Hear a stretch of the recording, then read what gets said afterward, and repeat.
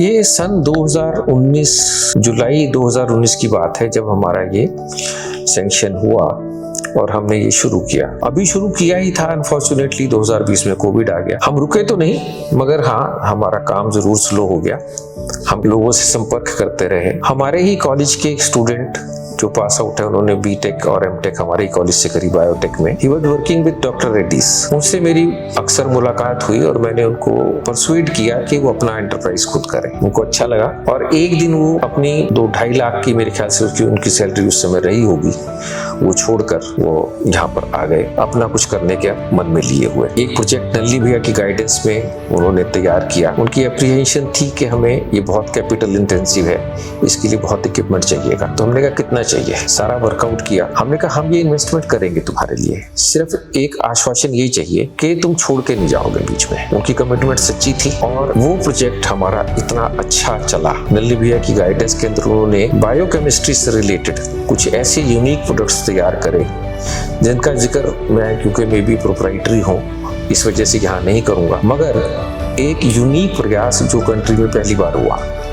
उनके प्रोडक्ट हमारे लिए मेडिकल फील्ड के अंदर ऐसे हैं जिसके अंदर हम पूरी तरह से सिर्फ चाइना पर आधारित थे और वो हिंदुस्तान में पहली बार बने हैं। और हम बहुत काफी एक अच्छा अमाउंट ऑफ फॉरेन एक्सचेंज अब आगे उसके आधार के ऊपर सेव कर पाएंगे। इसके अलावा इलेक्ट्रॉनिक्स के फील्ड में हमने एपिक के अंदर रिसर्च ऑन अवर ओन भी करी। कुछ ऐसे इंस्ट्रूमेंट जो मेजरिंग एंड कंट्रोल इंस्ट्रूमेंट्स हैं जो कि टोटली इंपोर्ट होते हैं, इंडिया में नहीं बनते हैं, और जो लोग बेच भी रहे हैं इंडियन ब्रांड्स में, प्राइमरीली वो भी माइक्रोस्कोप की तरह से ही पूरा का पूरा असेंबल्ड विदेश से आता है, सिर्फ अपने नाम की स्टिकर लगाकर उसको बेचा जाता है। उनके ऊपर कुछ बेसिक R&D हमने करी। उसमें जो कुछ इंडिया में थोड़े बहुत प्रोडक्ट्स अवेलेबल थे या इंपोर्टेड अवेलेबल थे, उन सबको स्टडी किया और उन सब से ऊपर उठते हुए कुछ यूनिक प्रोडक्ट्स बनाए जो टोटल इंपोर्ट सब्स्टिट्यूट है, और अब वो भी प्रोडक्शन के लिए ऑलमोस्ट तैयार है और हम आगे करेंगे। दूसरा काम जो हमने किया कि जो इंक्यूबेशन के लिए आते हैं कहीं पर ज्यादातर बच्चे, उनके साथ कुछ ना कुछ फीस चार्ज करी जाती है। अब हमारा मानना यह है कि एक बच्चे ने इंजीनियरिंग कर ली,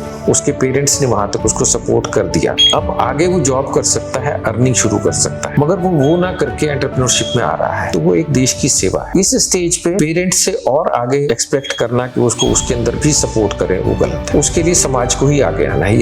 ये दायित्व समाज का है कि उसको सपोर्ट करे। तो अब हमें अपना सेंटर भी चलाना है, उससे चार्ज भी नहीं करना चाहते, तो कैसे कर? तो हमने सोचा जो हम यहाँ पर प्रोडक्ट्स डेवलप करेंगे उनको मैन्युफैक्चर भी करेंगे। हमने कुछ ऐसे प्रोडक्ट्स डिफेंस के लिए, बेसिकली अंबाला में एयरफोर्स का स्टेशन है, उनके साथ मिलकर डेवलप करें। तो एपिक में हमने कुछ ऐसे प्रोडक्ट डेवलप करे हैं जो इंपोर्ट सब्स्टिट्यूट भी हैं और डिफेंस में भी यूज हो सकते हैं। हमारी एपिक जो है एक सेक्शन 8 कंपनी है, जिसके अंदर की आप जानते होंगे कि सेक्शन 8 कंपनी में अगर कुछ प्रॉफिट होता है तो वो इंडिविजुअली डिविडेंड के रूप में नहीं बांटा जा सकता। That has to be used ploughed back into the system itself. उस इनकम से we will sustain to whatever extent possible in running this show.